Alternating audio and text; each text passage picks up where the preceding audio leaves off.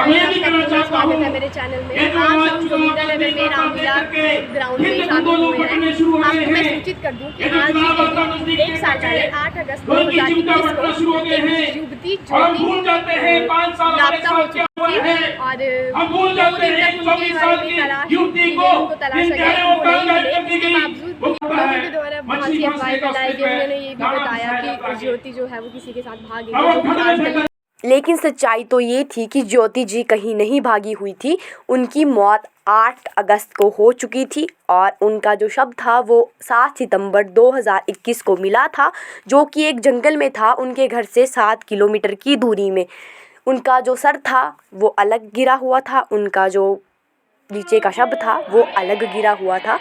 इसीलिए ज्योति की मां ने इंसाफ मांगने के लिए प्रदेश सरकार से विनती की, लेकिन उन्हें 1 साल तक आज 1 साल हो चुका है। 8 अगस्त 2022 आ चुका है, लेकिन ज्योति को अभी तक इंसाफ नहीं मिला है। ज्योति के जो हत्यारे हैं वो आज भी खुलेआम सड़क पर घूम रहे हैं। ज्योति जी को इंसाफ मिलेगा, इसीलिए उनकी मां आज भी 1 साल के बाद भी इस उम्मीद में बैठे हैं कि ज्योति जी को इंसाफ मिलेगा। और उनके साथ कुशाल भारद्वाज जी, जो कि जोगिंद्रनगर जिला परिषद है, तो वो उनके साथ उनकी मदद कर रहे हैं। इसी बीच जो कुशाल भारद्वाज जी और ज्योति जी की मां के साथ पूरा जोगिंद्रनगर इकट्ठा हुआ है। इस रामलीला मैदान से एसडीएम ऑफिस तक तिरंगा यात्रा की जाएगी और एसडीएम जी को एक ज्ञापन दिया जाएगा जिसमें कि ज्योति का इंसाफ मांगा जाएगा। आइए सुनते हैं ज्योति जी के मां के विचार। ये भी एक सोचने की बात है, सरकार सोई हुई है। सरकार को ये नहीं लगा कि वो भी किसी मां का बच्चा है, हम भी किसी मां के बच्चे हैं। चलो, सरकार अगर कामयाब होती तो आज ये दिन देखना न पड़ते और ये बातें सुनने न पड़ती, क्योंकि मैं हम सबके दरवाजे में गई, मुझे किसी से भी कोई वो न मिला। आज 1 वर्ष पूरा हुआ, मुझे फिर से अपने भाइयों बहनों जैसे कि मेरे लोगों ने किसी ने भी अपनी पार्टी नहीं देखी, कोई वो देखा। हर सभी दलों के लोगों ने जो मेरा साथ दिया और साथ दे रहे हैं और आगे इंसाफ की लड़ाई की मांग कर रहे हैं कि हमें इंसाफ चाहिए। क्या हो, क्या कुछ नसीब समझाओ मैं अपने आप को, जैसे पुलिस हो या पुलिस के कर्मचारियों, उनके बड़े रिश्तेदारों को जिन्होंने इस केस को अंजाम दिया, मैं उनको बधाई देती हूँ। अगर वो बड़े लोग थे तो इतनी बड़ी घटना को अंजाम क्यों दिया? इस बात के बड़े थे, दिमाग में था उनके अंदर, उनकी माँ ने उनको क्या खिलाया था जिन्होंने कि मेरी बेटी को दफनाने के लिए कारनामे किए। और कुछ लोगों का बीच में ऐसा भी मुझे सुनने को मिला कि इनका आपस में कुछ हो गया है, भाई हो गया, ऐसे ही बिना वजह की बातें बनाते रहे। कोई बात नहीं, मैं लड़ाई तब तक लड़ती रहूंगी जब तक मेरी अंतिम सांस है, तब तक। सरकार ने तो मेरा भरोसा खत्म कर दिया है। बाहर की एजेंसियों से मुझे सहारा लेना पड़ेगा। एक ज्योति का ही इंसाफ नहीं, मुझे पूरी बेटियों के लिए इंसाफ की लड़ाई लड़नी है। यह सब पिछले वर्ष आज ही का वो दिन था जिस दिन से मेरी हजारों बेटियां, हजारों बहनें उस ज्योति की निंदा में पड़ी रही। क्यों, कहाँ है, क्या है? बोला चले गई, आ जाएगी और वो कुल्लू में डाली गई थी, तो वो वहाँ से भी जंगल में कैसे मिली? धन्यवाद उन लोगों का जिन्होंने उसको जंगल में फेंका। और उसकी साजिश रची जाती है या उन बड़े लोगों का हाथ है। पूरी तरह समझ गई हूँ कि यह सब बड़े लोगों का हाथ है। मैं मुख्यमंत्री जयराम ठाकुर से निवेदन करती रही, लेकिन मेरी बात आज तक किसी ने भी पूरे राह में नहीं लाई।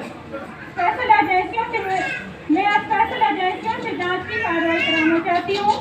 मुझे कई वक्त हो गया इंतजार करते महीनों को मुझे टाइम देते गए, लेकिन आज तक मेरे हाथों में कुछ तक नहीं मिला।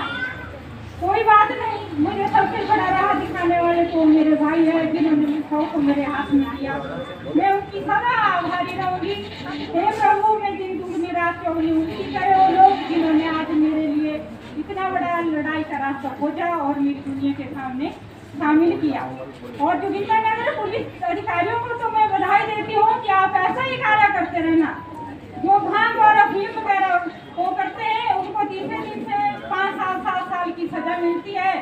जो ऐसा मर्डर करते हैं उनको बाइक में घूमने देते हैं, पूरे परिवार परिवार को खुले में चलना देते हैं। बड़ी बधाई हो, बहुत बहुत ढेरों सारी बधाई हो।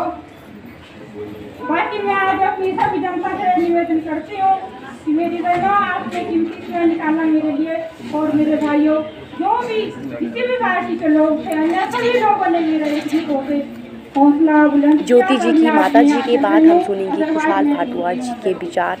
बाकी धन्यवाद करती हूँ। जय माताओं, बहनों, नौजवान साथियों,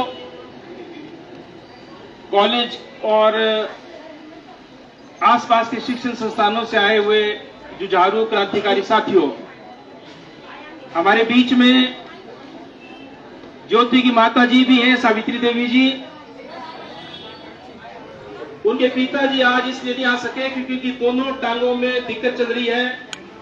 टांडा में तो ऑपरेशन हो रहा है, वो भी ज्यादा चल फिरने की हालत में नहीं है। इस कारण से आज के धरने में शामिल नहीं हुए हैं। हम यहाँ पर लंबी चौड़ी बात नहीं कहेंगे। आज धरना हमने यहाँ पर रखा था, आप सबको मालूम है, 1 साल पहले आज ही के दिन देर शाम को ऐसा बोला गया कि ज्योति की अपने पति के साथ कहासुनी हुई, और उसके बाद देर शाम को 8:30 बजे के आसपास वो अचानक घर से गायब हो गई। दूसरे दिन एफआईआर हुई 9 तारीख की रात को, उससे पहले एफआईआर नहीं हुई। 1-2 दिन घर वालों ने, मायके वालों ने ढूंढने की कोशिश की, कहीं पता नहीं चला। मुझे भी घटना की जानकारी 4 दिन के बाद हुई, और जैसे ही मुझे पता लगा, मैंने हिमाचल प्रदेश के मुख्यमंत्री को चिट्ठी लिखी। मैंने हिमाचल प्रदेश के पुलिस अधिकारियों को लिखा कि एक युवती, विवाहित युवती जो अचानक घर से गायब हुई है, उसका पता लगाया जाए वो कहां है, और उसको सामने लाया जाए। क्यों गायब हुई, किन परिस्थितियों में गायब हुई, क्या ज्योति जिंदा है या नहीं है, क्या ज्योति को किसी ने मार दिया है, या क्या ज्योति को किसी ने किडनैप कर लिया है, सारी बात क्या है, उसकी सच्चाई सामने आनी चाहिए।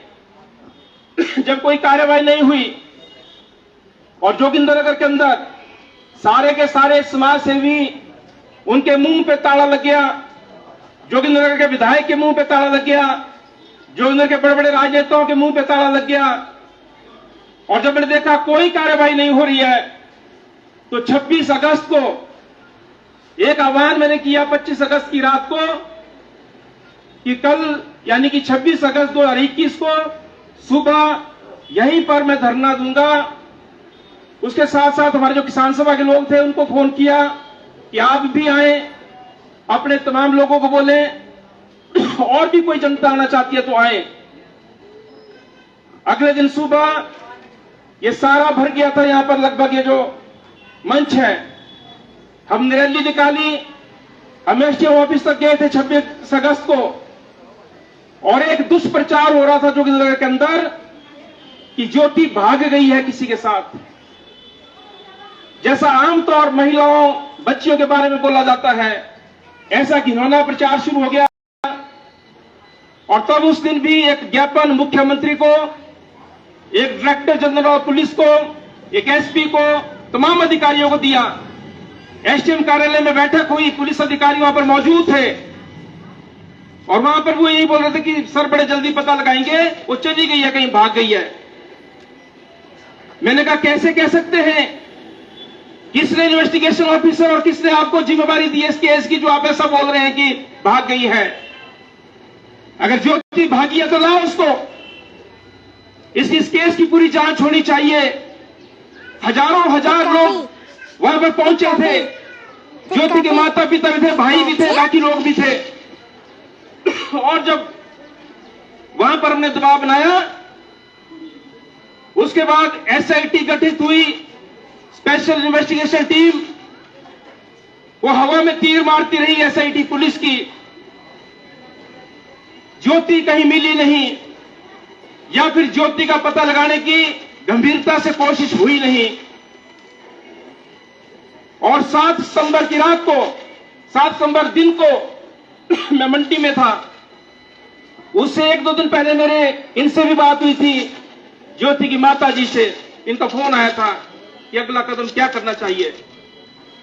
मैंने कहा था 7-8 को मैं मंडी हूं, 9 तारीख को मेरी जिला परिषद की मीटिंग मंडी में है, उसके बाद 11-12 तारीख को मेरी शिमला में कोई मीटिंग है, तो 13 तारीख के बाद हम जो है फिर एक बड़ा प्रोटेस्ट करेंगे, और अगर कुछ नहीं हुआ तो हम जो है थाने का घेराव करेंगे, पहिया जाम करेंगे।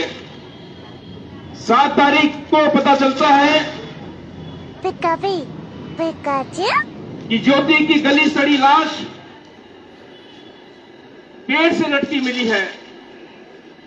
लाश भी लटकी मिली, पेड़ में फांसी नुमा फंदा था, चुनरी जो बिल्कुल साफ साफ थी, उसमें बाल फंसे, यानी कि बालों में फंदा था। सर नहीं था, वो कहीं जमीन में मिला, धड़ कहीं और मिला। शरीर में मांस नहीं बचा था। 1 महीने के अंदर डेड बॉडी इतनी खत्म नहीं हो सकती। मुझे बहुत सारे फोन आए उस दिन, लेकिन आमतौर पर मेरा फोन जो है साइलेंट होता है, मैं व्यस्त होता हूं। उस दिन भी मेरा पूरा दिन सम्मेलन चल रहा था मंडी में, मैं वहां पर भी लगातार बोल रहा था, बातचीत रख रहा था। और जब देर शाम को मैंने अपना मोबाइल देखा, अनगिनत फोन कॉल्स आई थी, और सबसे पहले मैंने इनको फोन किया, क्योंकि 6-7 फोन मुझे आए थे। तभी उन्होंने बताया कि भाई जी ऐसी बात है।